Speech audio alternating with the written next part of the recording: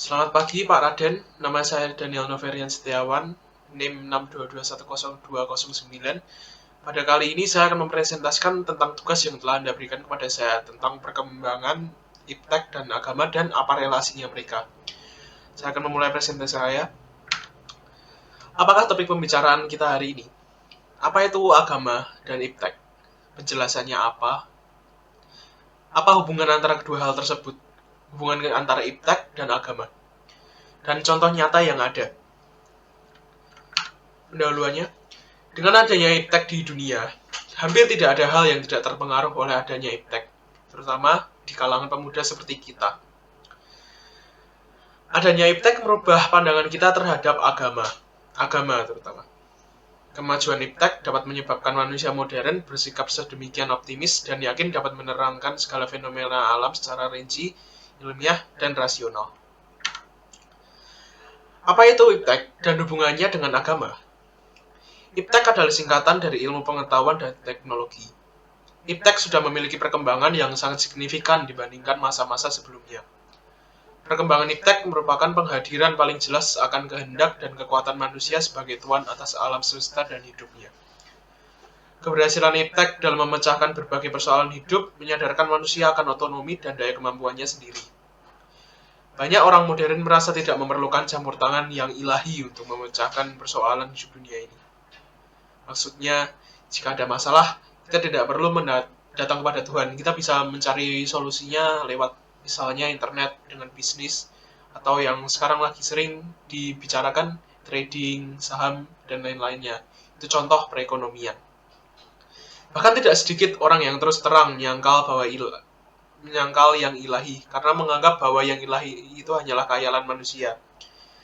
Di satu pihak, iptek membantu manusia untuk mengembangkan kehidupan individu-individu dan bersama, transportasi, komunikasi, multimedia, peningkatan sarana dan mutu pendidikan, dan lain-lain. Di lain pihak, tak dapat dipungkiri bahwa iptek juga berpotensi besar terhadap penghancuran hidup dan alam semesta. Manusia modern di zaman iptek yang cenderung mengabaikan campur tangan Allah harus berhadapan dengan kenyataan bahwa perkembangan teknologi sendiri menghadirkan banyak keterbatasan. Apakah menurut saya iptek dan agama sering bertentangan? Ya, agama dan iptek sekarang ini masih bertentangan. Pada saat ini, agama dan iptek memiliki beberapa kemungkinan yang akan terjadi.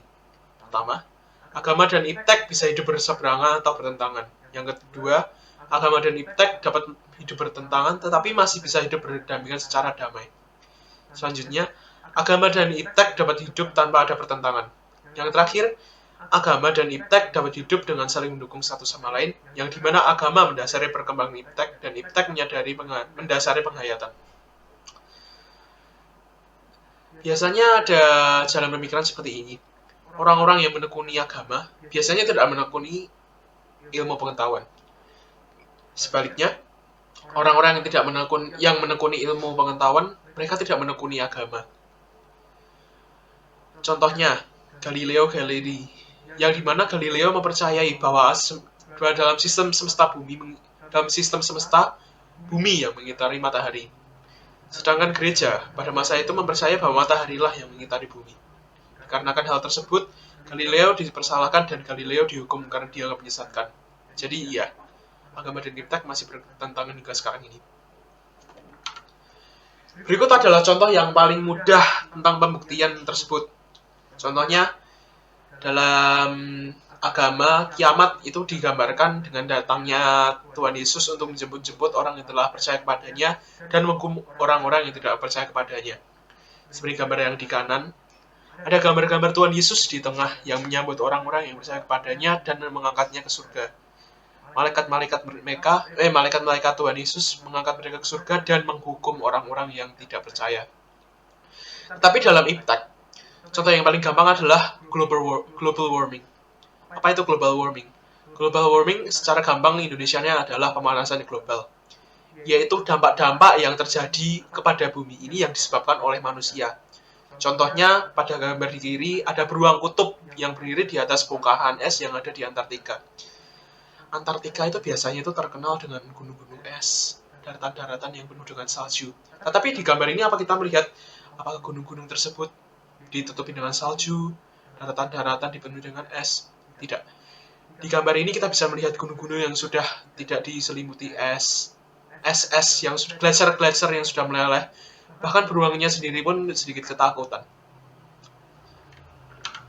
Terima kasih sudah mendengarkan presentasi dari saya. Saya Daniel Noverian. Terima kasih sudah mendengarkan.